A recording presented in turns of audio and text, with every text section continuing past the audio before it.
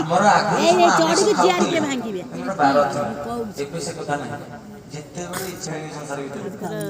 କିନ୍ତୁ ସେଇଆକୁ ଆମେ ଖାଉଛେ କଣ ପାଇଁ ଖାଉଛେ ଆମେ ବି ଜାଣିନେ କଣ ପାଇଁ ଖାଉଛେ ଚାରି ଆଙ୍ଗୁଳ ଯିବ ଗଲା ପରେ ଆଉ ସ୍ୱାଦ ନାହିଁ ଏଇଠୁ ପଳେଇଲା ପରେ ଆଉ ସ୍ୱାଦ ଅଛି କିଏ କହେ ମତେ କି ଏଠି ସ୍ୱାଦ ମିଳିଲାନି ପେଟରେ କେହି ସ୍ୱାଦ ମିଳିଲାନି କୋଉଠି ସ୍ୱାଦ ନାହିଁ କେବଳ ଚାରି ଆଙ୍ଗୁଳ ଜିହ୍ବା ଭଗବାନ ଦେଇଛନ୍ତି ଜାଣି ଶୁଣିକି ଇଏ ମାନବ ଏମିତି ହେଇକି ଘାଣ୍ଟି ଚକଟି ହବ କୋଡ଼ିଏ ଜୀବ ହତ୍ୟା କରିକି ମାରିକି ଖାଇବ ତାପରେ ପୁଣି ସେଇ ଜୀବ ହେଇକି ଆସିବ ମୁଁ କୁକୁଡ଼ା ମାରିଲି ମୋର 50ଟା କୁକୁଡ଼ା ଜନ୍ମ ହେଲା ମତେ ବି କହିଲେ এইভাবে অবস্থা হব তো সেথিপাই মন আমার অপবিত্র সবুলে রয়েছে আমি মাংসাশী হয়ে যাইছি অনেক মাংসাশী হয়ে যাইছি সেথিপাই সে মনকু পবিত্র করিয়া বলে কমসে কম সপ্তাহে থরে খাইবা বুধবার দিন রবিবার বি আইଁଷ খাইয়া কথা না সূর্যঙ্ক বার সূর্য হচ্ছেন রোগ হরতা আমি তাঙ্করি দিলে তাঙ্করি আগরে মা দিয়ে মাছ কেমন ভাজি দেখুদেবে ভগবান এমনি করছেন সব দিও অভিশাপ ସେଥିପାଇଁ ସେଗୁଡ଼ାକ ଟିକେ ଦୟାପୂର୍ବକ ଏଗୁଡ଼ାକ ବନ୍ଦ କରନ୍ତୁ ଯଦି ପାରୁଛନ୍ତି ବୁଧବାର ଦିନ ଟିକେ ଖାଆନ୍ତୁ କମ କରିବା ଆମର ତ ଓଡ଼ିଶା ସେଇଆ ଓଡ଼ିଶାରେ ମତ୍ସ୍ୟଜୀବୀ ଏଇଭଳି ଭାବରେ ଯଦି ବି ଖାଉଛେ ତାହେଲେ ଏଇ ଦିନଟା ଜଗିବା ଆଉ ଯଦି ବି ସମ୍ପୂର୍ଣ୍ଣ ଛାଡ଼ିଦେବା ତାହେଲେ ତାଠାରୁ ଆନନ୍ଦ କିଛି ନାହିଁ ଆଉ ସେ ଲୋକ ଯୋଉ ଆନନ୍ଦ ପାଇବ ମୁଁ ଯଦି ଆର ବର୍ଷକୁ ଆସି ମତେ ସେ କହିବ ଗୋଟେ ବର୍ଷ ଛାଡ଼ିକି ଦେଖନ୍ତୁ ଯୋଉ ଆନନ୍ଦ ପାଇବ ସେ ଆନନ୍ଦ ମତେ ସେ କହିବ ମୁଁ ସେଇଦିନ ଶୁଣି ପ୍ରକୃତରେ ସେ ଆନନ୍ଦ କେତେ ପାଉଛି ତ ସେଥିପାଇଁ ସେଇଆକୁ ଆମ ଖାଦ୍ୟଟା ବ୍ୟବହାର ଖାଦ୍ୟ ଯେତେବେଳେ ଆହାର ହିଁ ବ୍ୟବହାର ଶିଖେଇଥାଏ ଆମ ଆହାର ଅଶୁଦ୍ଧି ହେଇଯିବାରୁ ଆମ ବ୍ୟବହାରରେ ଭଗବାନ ତ କହିଛନ୍ତି ମନ୍ଦିରରେ ତାଙ୍କର ଯେ ତାଙ୍କ ପୂଜାରୀ ନାଇଁକି 10,000 ଟଙ୍କା ନେଉଛି ପୂଜା ତାଙ୍କର ପୂଜା କରି ଆମର ଆମେ 20,000 ଟଙ୍କା କରି ତରକାରୀ କରି ଖାଇ ଗଲା এইভাবে ভাবে বল আনন্দে একবার হরি বল দেওয়া পেটি হাতে ডেকে আনি বল আনন্দে একবার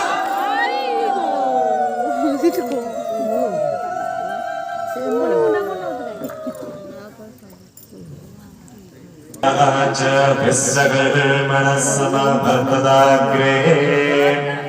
তস্য তষ্টা বিদদত্রোপমেদে তন্মর্তস্য দেবত্তমাজানগ্রে वेदं पुरुषं महान्तमादित्यवर्णन्दमसत्परस्तात् त्वमेव विदित्वा ते मृत्युमेतेनान्यः पन्था विद्यते यानाय प्रजापतिश्चरति गर्भे अन्तर्जायमानो बहुधा विजायते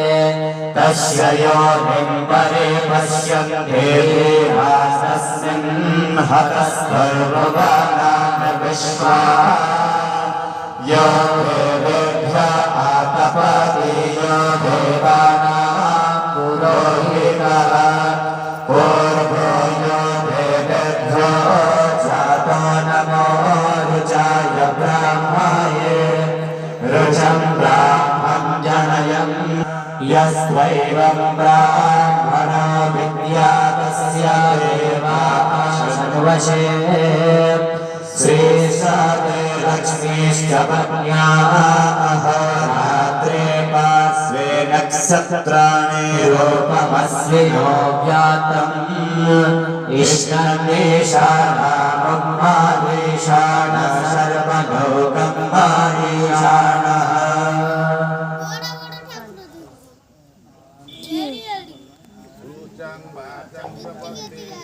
रुचं वाचं प्रपद्ये मनोयजं प्रपद्ये सामप्राणं प्रपद्ये चक्षुश्रोत्रं प्रपद्ये भागोजस्स औजो मयि प्राणापानो यन्मे छिद्रं चक्षुषो हृदयस्य मनसो वादे तृण्गन् बृहस्पतिर्मे दत्तधातु सन्नो अस्तु दिनदे सन्नो अस्तु भुवनस्य यस्पतिः भर्गो देवस्य धीमहि धियो यो नः प्रचोदयात् कयानश्चित्रा भूमभूते सदा ब्रह्मः सखा कया सचुष्टया कृता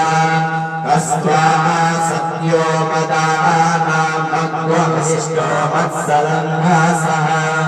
ब्रह्मा चेतारुचे वशो अभेशो नः सखे नाम पिता चारिन्द्राणाम् शतं भावास्योतिभिः कया तन्न ऊद्याभिक्रमन्दसे वृषन् गया सोऽभ्यातः पतताभ्यो सन्नस्तपदसूर्याः सन्नः प्रनिक्रदद्देव पर्जन्यो अभिवर्षतु अहानिशम्भवन्दुनः सद्गोरात्रे प्रदेधीयता सन्न इन्द्राग्नि भवता मम विश्वन्न इन्द्रावरुणधातोऽव्या सन्न इन्द्राभूषणावाचसादोषमिन्द्रा सोमाश्वभिताय संयोः सन्नो देवेन आपो भवन्तु वीतये संयोगभिस्सवन्तुनः शोणापृथिव्यो भवानुक्षरामिमेतान्तेः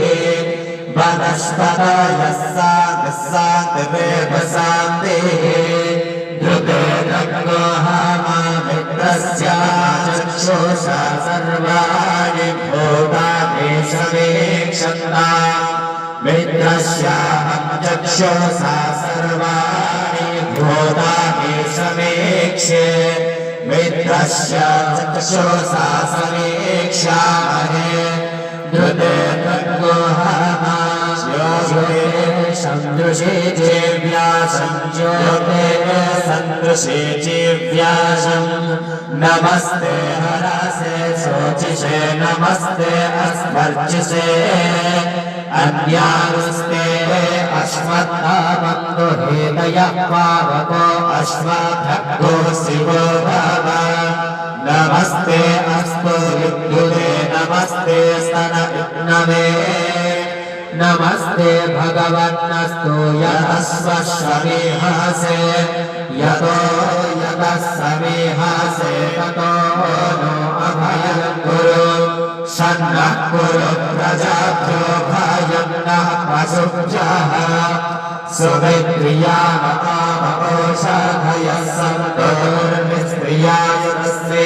सन्तो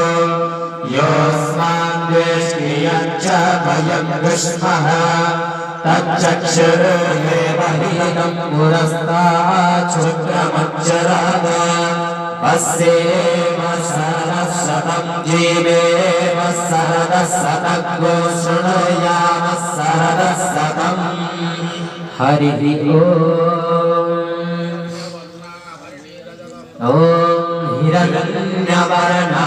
हरिणीं सुवर्णरजतस्रजाम्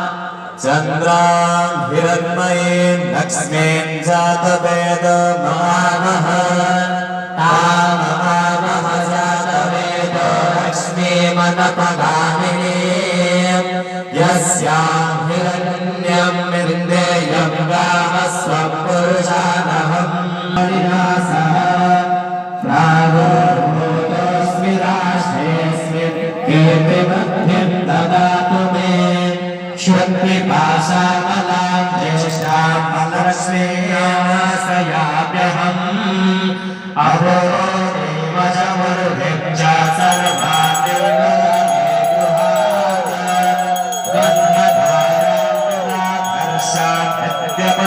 गन्धधारान्तराधर्षाद्यपश्चात्परेशिने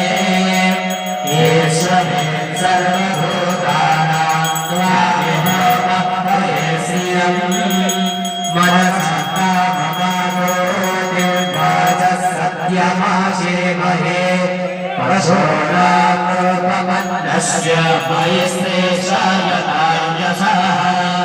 कर्णमेन प्रजाभूता वैशम्भवकर्णः श्रियं मासय मे कुले मातरं पद्ममालिनी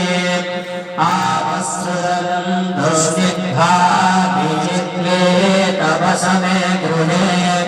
विजने मातरं श्रियं मासय मे कुले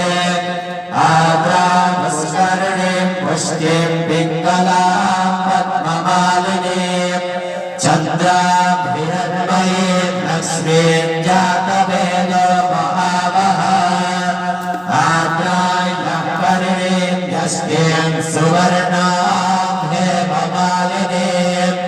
सूर्याभिरण्मयीं लक्ष्मीं जातवेदो महावः तादावः जातवेदो लक्ष्मीमनपगामिनी यस्याभिरण्यं प्रभो गङ्गावो दाश्वस्वामिन्देयं पुरुषानहम्